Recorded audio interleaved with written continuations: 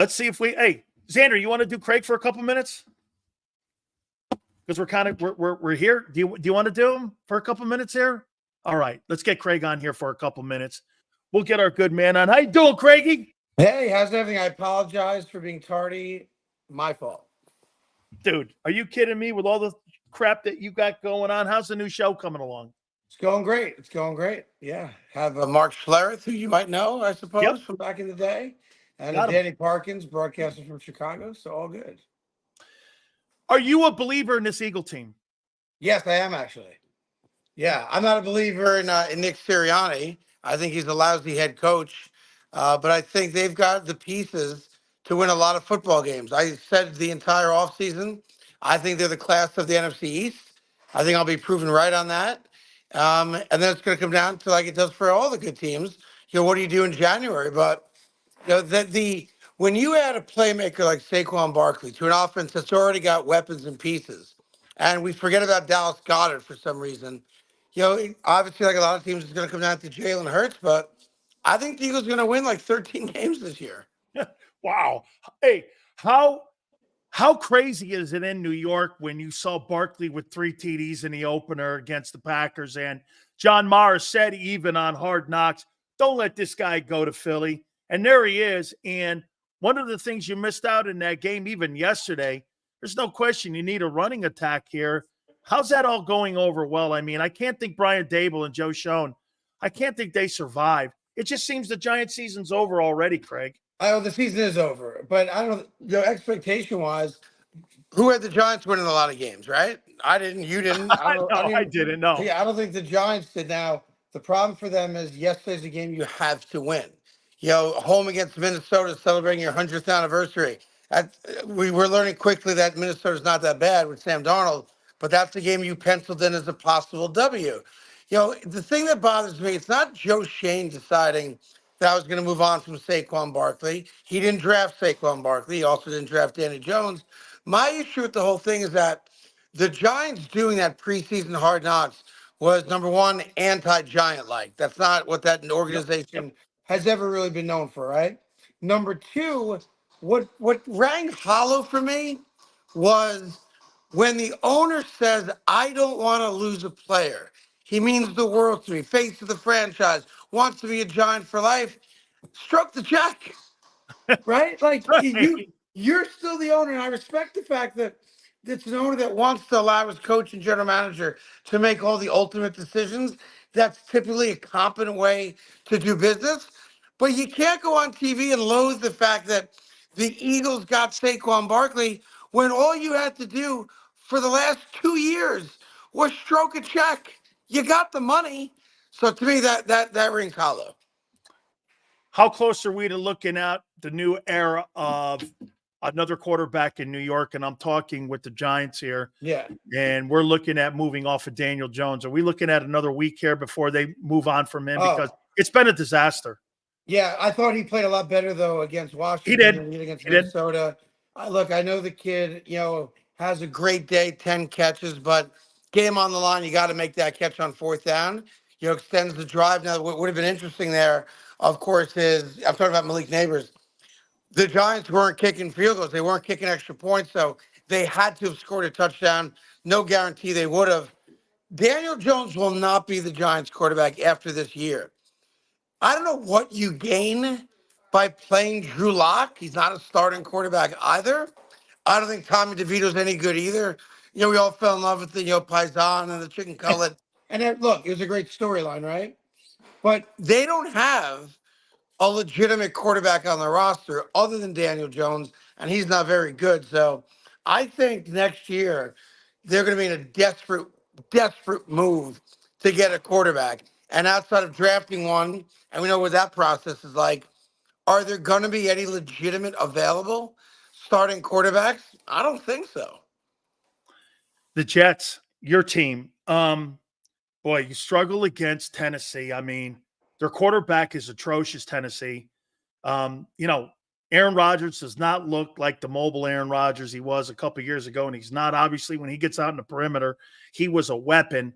Is it still just knocking the rust off, in your opinion? Because, I mean, there was a time in that first half that Rodgers had 9 yards or 7 yards passing, and Brees Yeah. Hall had like 6 total yards rushing. I mean, they picked it up a little bit, obviously, more in the second half.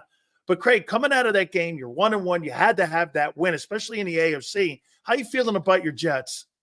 Not great, to be honest. It was a must-win game. They won it, so I'll take that as a fan. Put the little notch there in the win column. It's also the first time in 20 years, something like that, that they've won a game on the road and covered when they're favored by more than 3. So this was kind of an anomaly for us as Jet fans, right? So I view it this way. We saw a couple things. We saw a couple really good passes from Aaron Rodgers, one to Mike Williams to extend the drive, and then the one with Garrett Wilson kind of readjusted down the right sideline on third down. Outside of those 2 passes, and maybe one other, maybe the touchdown pass to Brees Hall, which is a great touch pass from Aaron Rodgers, that game was frustrating. Tennessee, that's supposed to be an easy out for a team with a dominant defense and a rock star quarterback, and it wasn't. Tennessee's driving down the field late in the game to tie the game or, God forbid, go for 2 and steal the W. Happy I got the win, but not happy yet with our performance. Now, you look at the Jets' schedule, New England on Thursday night. That's got to be a W, right? Yeah. I think they should be 3-1 going into, I think, Minnesota and the game over in London in week 5. And who knows what Minnesota really is, going into week 5. But happy we got the win. Defensively, like Hassan Reddick's been fined like $6 million for not coming to mini camp, training camp, or playing in the first 2 games. They need him because, we lose Jermaine Johnson. Will McDonald had 3 sacks yesterday, which was great. Mosley, our starting middle linebacker, gets hurt in that game. DJ Reed, our opposite corner from a Sauce, gets hurt, doesn't play in the game. And as much as you don't negotiate with terrorists, the Jets need Hassan Reddick. How about this one here? A couple last ones here for you, Craig. I got nothing but time for you, Dan. Let's keep it going. How about this here? I mean, Reddick, I've never seen a guy destroy 2 teams and himself. The Huff move has resulted in nothing. He has been just. Well, let me stop you there, though. Huff was a specialist for the New York Jets. He did not play against the run at all. And I know it's only 1 game for the Eagles in Brazil. Apparently, he's been a big disappointment for them as well. So I wouldn't get caught up on Huff, but go ahead. But no, and that was my point. They thought they were going to replace Hassan Reddick with Huff, and I'm like, this guy had 480 snaps. He's a specialist. They bring him in on third down. He doesn't play the run. He doesn't cover anybody. And they were expecting him to be the guy. And I'm like, that ain't the dude, man. Whereas, again, not that Hassan is a great cover guy or a great tackler, but he's a tremendous pass rusher. Only one other guy has had double-digit sacks in 4 years, and that's Myles Garrett. I mean, you're talking about a guy who knows how to get to the quarterback. Yeah. Jets need that guy. The Eagles need a pass rush. Like tonight, dude, when you play against the Atlanta Falcons, the one thing that the Steelers did that was great, they got internal pressure with Hayward, and they got external pressure from T.J. Watt. If you don't get him off his spot, and I'm talking Cousins, dude, that guy can pick you apart, man. They got some players there. Bijan is a 1,500-yard total guy. I like the guy Pitts. I mean, Drake London, I don't know. We'll see. He kind of looked good 2 years ago. But how do you see this game tonight, man? I think the Eagles win handily based on what I saw out of Kirk Cousins last week. He was like a cigar store Indian. He's not mobile at all. I've never seen this before, especially for an older quarterback who's not very mobile. He took 1 snap, and I'm not exaggerating, it's not hyperbole. He took 1 snap behind center. Every other snap was out of the shotgun last week because they got to buy him the extra second because he can't move his feet. He also tore that Achilles. It wasn't week 1 like Aaron Rodgers. That's a full year recovery. He's not a full year into that recovery. I think Atlanta's offense runs through Bijan. If the Falcons are smart, I don't think the Eagles have too many weapons. I don't think the game's even competitive tonight. Wow. Okay. Finally here. You taking the field or are you taking KC in the repeat or 3-peat? And look, this ain't Tiger Woods 20 years ago. You take the field. You always take the field. I will say this about Kansas City. It's an old boxing term that styles make fights sometimes, right? So I think, we look at what Kansas City did against Cincinnati yesterday. Cincinnati, for whatever the reason is, they know how to play against Kansas City. Mahomes was terrible yesterday. 2 interceptions, threw a third that got called back. I happen to be sick and tired of their winning. I'm also sick and tired. They get every damn call late in Every these call. games. And I, like you, and I'm sure the rest of America, when they got the ball back, we all knew what was going to happen. Like 4th and 16, you know what's going to happen. And it's interesting to me that Andy Reid settled for a 51-yard field goal to win the game. I know. That was their game plan. And Butker's probably the best kicker in football right now. And they're going to lose some games this year. They're clearly the team to beat. And I'm just, fingers are crossed that somebody, anybody, Yeah. just throws them because I can't take it anymore. How about my Canes, man? How about our Canes? By the way, 8th ranked in the country. As you know, 2 of my kids graduated Miami. Look, your coach needed this kind of year. Oh, he did. Yeah, he's got a rock star quarterback who's a Heisman Trophy candidate now. Yep. Cam Ward. Beating Ball State is nothing to get excited about. But watching the way Florida and Florida State have played this year, Oh, yeah.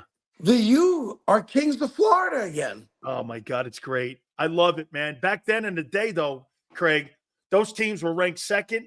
Well, I remember one year I remember like 4 years that either Florida, Florida State, or Miami all finished in the top 5. That's when football, but you know what they didn't have back then? They didn't have FIU. They didn't have FAU. They didn't have UCF. They didn't have USF. They weren't major programs. Right. So those kids went to FSU, Miami, and Florida, right? So, I mean, that's why, again, it's kind of been watered down a little bit. But you also, if you go, back that far, you also had Bobby Bowden. Yep. You had Jimmy Johnson. Steve Spurrier. Steve Spurrier. You have like Hall of Fame coaches. And this is when a great coach could recruit great talent without having to write a check. Right? Unlike Syracuse, right? No, we always wrote checks. By the way, so it's funny. When I got to Syracuse, Dick McPherson was still the head coach. Donnie McPherson had the Heisman run, which he came second to Tim Brown. And I was like, I went to a football school. This is going to be great. Hey, so great. Craig, I got to tell you one last thing here. I got recruited to go to Syracuse, and there was a guy by the name of Norm Gerber who used to come and recruit. And McPherson was the head coach there. And he comes to me and he goes, "Hey, we're going to give you 44. I go, "You ain't giving me Jim Brown's number."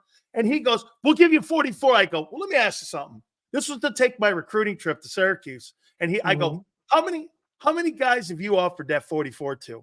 Norm goes, 20. I said, okay, I'll take a visit.